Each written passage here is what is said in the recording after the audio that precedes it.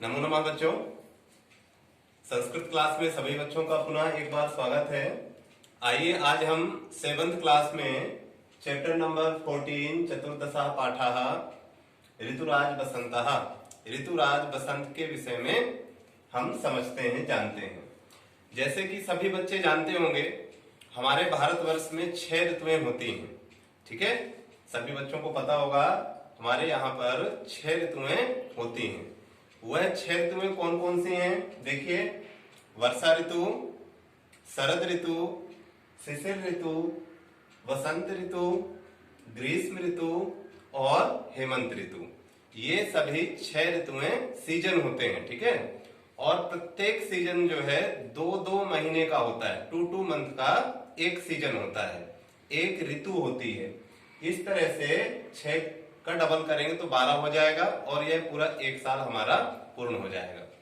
आप लोगों के जानकारी के लिए मैं बताना चाहूंगा कि जिस तरह से ये ऋतुएं हमारे भारतवर्ष में 6 ऋतुएं हमारे भारतवर्ष में होती हैं, पाई जाती हैं, ऐसी ऋतुएं अन्यत्र या अन्य देशों में ये ऋतुएं नहीं होती हैं। या कि कहीं पर पूरा ठंडा मौसम होगा या कि कहीं पर पूरा गर्म मौसम होगा। इसलिए आप लोगों ने देखा होगा कि किसी किसी देश में बहुत अधिक गोरे व्यक्ति पाए जाते हैं, कहीं कहीं पर बहुत अधिक जो है डार्क, या कि हम लोग कह सकते हैं काले, है ना। इस तरह से जो है व्यक्ति लोग पाए जाते हैं, लेकिन हमारे भारतवर्ष में सभी तरह से होते हैं। उसका क्या रीजन है? उसका सबसे बड़ा रीजन है कि हमारे यहाँ ऋतुओं का प्रभाव। अब इसी कार्यक्रम में देखिए कि हम लोग जो है और जो चैप्टर है ऋतुराज बसंत के विषय में थोड़ा सा पढ़ते हैं, जानते हैं। जैसे कि सभी बच्चे जानते होंगे कि यह बसंत ऋतु का प्रारंभ कब से होता है, इसे बसंत ऋतुओं का राजा क्यों कहा जाता है, तो इस पर हम चर्चा करते हैं। ये जो बसंत ऋतु है बच्चों, यह बसंत ऋतु जिस दिन से बसंत पंचमी का प्रारंभ होता है, आप लोगों को याद होगा जिस दिन सरस्वती पूजन होता है, उसी दिन से बसंत ऋतु का प्रारंभ मानना चाहिए, है? या उसी दिन से बसंत ऋतु का प्रारंभ या शुरुआत उसकी हो जाती है।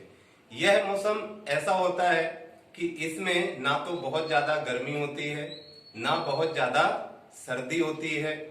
बहुत अच्छा मौसम माना जाता है बसंत ऋतु। और बसंत ऋतु में आप लोगों ने देखा होगा कि जितने भी पेड़ पौधे हैं, वृक्ष हैं, फूल आदि जितने भी वनस्पतियां हैं, सभी वनस्पतियों में जो है नए नए कोपल आने शुरू हो जाते हैं, पल्लव आना शुरू हो जाता है, पेड़ों में नए नए पत्ते आ जाते हैं। खासकर जो है विशेष रूप से आम के जो वृक्ष होते हैं, आम के वृक्षों में नए नए पत्ते, कोपल, है ना, ये सब चीजें, मंजरी आना शुरू हो जाती हैं।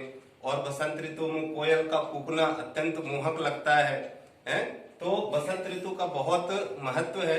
और एक सबसे बड़ी विशेषता और विशेष बात है कि बसंत ऋतु में ही हमारे यहाँ पर जो होली का उत्सव है, होली का उत्सव भी बसंत ऋतु में ही मनाया जाता है। इस तरह से ये जो चैप्टर है, पाठ है ऋतुराज बसंतः ऋतुओं का राजा बसंत, ये चैप्टर में बसंत ऋतु की विशेषताओं के विषय में जानकारी दी गई है कि ये बसंत ऋतु किस लिए विशेष है, किस लिए खास है, क्यों बसंत ऋतु का राजा बसंत को कहा जाता है। तो बच्चों, आप लोग जो है एक बार इस चैप्टर को, इस पाठ को अच्छी तरह से पढ़िए। बहुत सरल भाषा में संस्कृत में इसे समझाया गया है और आप लोग सब इससे परिचित होंगे बसंत ऋतु से।